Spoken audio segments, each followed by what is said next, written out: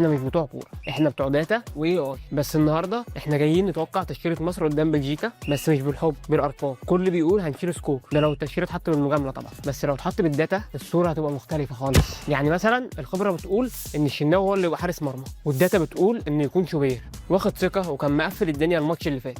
وعندنا في الدفاع فتوح ومنعم ربيعه وهاني. ليه ربيعه مش ياسر؟ لان ربيعه في الثنائيات اعلى ب 12% من ياسر، وخلي بالك الارقام مش بتكذب. وبما ان الماتش ده هيبقى دفاعي بحت، فعشان كده حمدي فتحي لازم يبدا، وهو اللي هيموت خطوره دي بروين.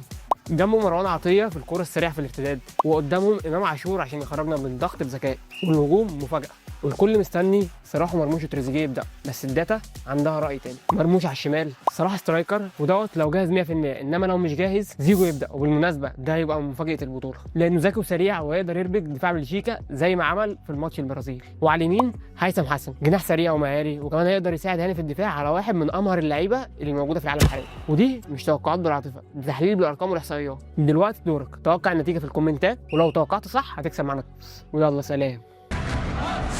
شيل يا طويل العمر شيل.